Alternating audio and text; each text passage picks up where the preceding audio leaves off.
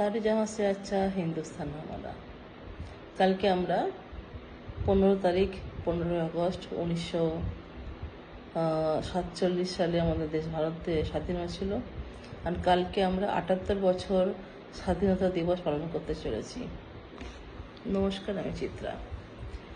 আজকে আমি ঠিক কি বলবো বা ঠিক কি বলতে চলেছি আমি নিজেও জানি না, কারণ আমি স্ক্রিপ্ট লেখাকে বিশ্বাস করি না। স্ক্রিপ্ট লিখে মনের কথা বলা যায় না। যতই হোক, আমি জানি এটা আমার মনে হয়, যাই হোক। সো স্বাধীনতা যখন আমরা পেয়েছিলাম, অনেক লড়াইয়ের পরে, অনেক রক্তক্ষয়ী, অনেক মানুষের প্রাণ দিয়ে, অনেক মানুষের, স্বাধীন মানুষের হাত ধরে, যারা আমাদের ফ্রিডম ফাইটার ছিলেন, তাদের হাত ধরে আমরা স্বাধীনতা পেয়েছিলাম। অনেক স্বপ্ন ছিল। স্বাধীনতা মানে স্বাধীনভাবে বাঁচা, স্বাধীনভাবে বলা, স্বাধীনভাবে কাজ করা। কিন্তু সত্যি কি আমি স্বাধীনতা পেয়েছি? কোনো নেগেটিভ কথা বলতে চাইছি না, কিন্তু তবুও কোথাও যেন প্রশ্ন আছে। সত্যি কি স্বাধীনতা পেয়েছি? যদি পেয়ে থাকি, তাহলে কতটা পেয়েছি? আর যদি না পেয়ে থাকি, সেটা কেন? আমাদের বোঝা দরকার।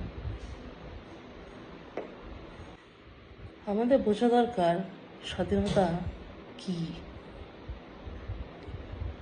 এখানে আমরা কেউ স্বাধীন নই। আমরা কাজ করতে গেলেও কারোর নিচে কাজ করতে হয়, যেখানে প্রতিদিন অনেক অনেক কথা শুনতে হয়। কিন্তু তার পরিবর্তে আমরা আমরা মাইনা বলে থাকি, যেটা মাসের শেষে আমরা হাতে পেয়ে থাকি, সেটা অনেকই কম। এখানে কেউ কিছু বলে তার রক্ষা নেই। তবুও ডিপেন্ড করছে কে বলছে, কেমন করে বলছে। অবশ্যই যাদের পয়সাওয়ালা তারা তো, তাদেরকে কেউ কিছু বলবে না, যারা উঁচু পদে আছে। কিন্তু যারা নিচে আছে, যারা গরিব, তারা যদি কোনো উচিত কথা বলে ফেলে, তার তো আর আজকে গেল। কিভাবে তাকে দমন করে রাখবে, দবিয়ে রাখবে, এটাই সকলের কাছে চিন্তার বিষয় হয়ে পড়ে। কেউ স্বাধীনভাবে কিছু বলতে গেলে তাকে চেপে ধরা হয়। সত্যি কথা বললে তাকে মিথ্যে কথা বলতে বাধ্য করা হয়। স্বাধীনভাবে বাঁচতে দেওয়া হয় না। যেমন করেই কদিন আগে আমরা দেখলাম আরজিকর হাসপাতাল। কালকে একটা ভিডিও দেখছিলাম, আরজিকর হাসপাতাল কলেজের যিনি প্রফেসর বা প্রিন্সিপাল, উনি পালাচ্ছেন। কেন? মিডিয়া পেছনে ছিল, অনেক অনেক প্রশ্ন করছেন, তার কাছে উত্তর নেই। কিন্তু যে সে মেয়ে, তার কি দোষ ছিল? তারও তো অধিকার ছিল স্বাধীনভাবে বাঁচার, তাই না? এরকম ঘটনা পরের পর হয়েই চলেছে। একটা মনে আছে, দিল্লিতে বহু বছর আগে হয়েছিল একটা ঘটনা। একজন মেয়েকে কোনো এক নামকরা মন্ত্রীর গাড়ির যে ড্রাইভার, সে ধর্ষণ করেছিল। জানি না তার কোনো ফল পেয়েছে কিনা, শাস্তি হয়েছে কিনা। কিন্তু এগুলো কবে বন্ধ হবে?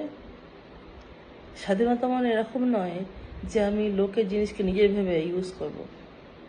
রাস্তাটা কোনো ব্যক্তিকে আমি টিস করব, কোনো মেয়েকে আমি ছুঁতে পারবো, বা কোনো মেয়ের আমি অন্য ধরে টানতে পারবো। স্বাধীনতা এটা নয়।